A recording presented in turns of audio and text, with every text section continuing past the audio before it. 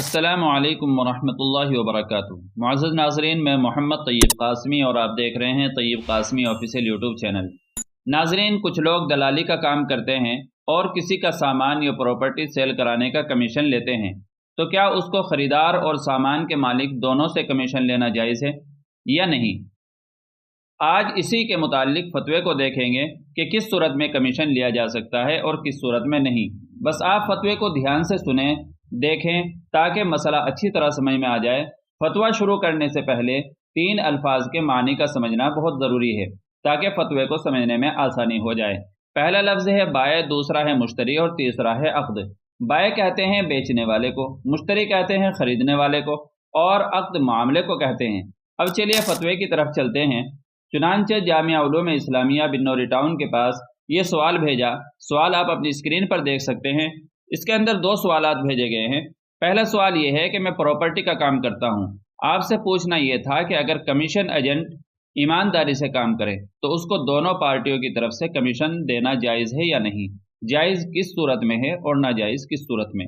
दूसरा सवाल ये किया गया है, अगर कमीशन एजेंट कहे कि मुझे प्लाट 10 लाख का दे दो, उससे ऊपर जितने का फ़रोख्त होगा उसके साथ आपका लेन देन नहीं होगा, मुझे कमीशन 5,000 भी देना होगा, तो ये सूरत जायज़ है?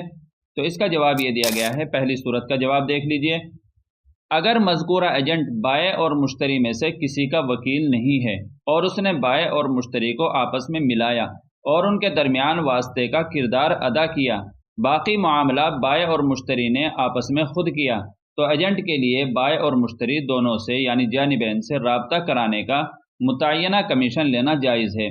ताहम अगर एजेंट उन दोनों में से किसी एक की तरफ से वकील बनकर मामला करता है, तो फिर जिसकी जानिब से वकील है सिर्फ उसी से कमीशन लेना जायज़ है, दूसरे से कमीशन लेना जायज़ नहीं है। क्योंकि अगर सामान बाय खुद ना बेचे बल्कि कमीशन एजेंट उसकी तरफ से वकील बनकर सामान फ़रोख्त करे, तो ऐसी सूरत में कमीशन एजेंट आखिद बन जाएगा और आखिद उस शख्स से कमीशन नहीं ले सकता जिससे वह अक़्द कर रहा हो, क्योंकि वो उसको कोई इजाफी खिदमत फराहम नहीं कर रहा, सिर्फ सामान बेच रहा है। लिहाजा इस सूरत में वो मुश्तरी से सिर्फ सामान की कीमत वसूल करने का हकदार है, कमीशन का हकदार नहीं है। दूसरे सवाल का जवाब भी देखिए। मज़कूरा कमीशन एजेंट का प्लाट फ़रोख्त करने पर मुतय्यन कमीशन यानी 5,000 लेना तो जायज़ है, ताहम यह मामला जायज़ नहीं कि मज़कूरा प्लाट 10 लाख से ऊपर जितने का फ़रोख्त होगा उससे आपका कोई ताल्लुक़ नहीं है। लिहाजा प्लाट जितने पर फ़रोख्त होगा पूरी कीमत फ़रोख्त मालिक ही की होगी और कमीशन एजेंट के लिए मुतय्यन कमीशन होगा। हाँ, अगर एजेंट कमीशन का मामला न करे बल्कि प्लाट के मालिक से उसकी रजामंदी से कोई कीमत तय करके ये प्लाट पहले खुद ख़रीद ले और बाकायदा अपने कब्ज़े में ले ले, तो अब मालिक बनने के बाद वो उसे जिस कीमत पर भी आगे फ़रोख्त करेगा उसका मालिक वही होगा, लेकिन इस सूरत में कमीशन वसूल करना जायज़ नहीं होगा। आप दलाइल अपनी स्क्रीन पर देख सकते हैं। फ़क़त वल्लाहु आलम। दारुल इफ्ता जामिया उलूम इस्लामिया अल्लामा मोहम्मद यूसुफ बिन्नौरी टाउन।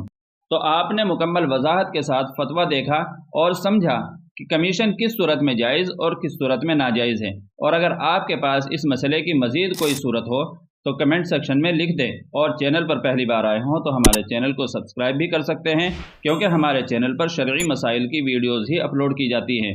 चलिए फिर मिलते हैं अगली किसी दूसरी वीडियो में किसी दूसरे फतवे मसले के साथ में।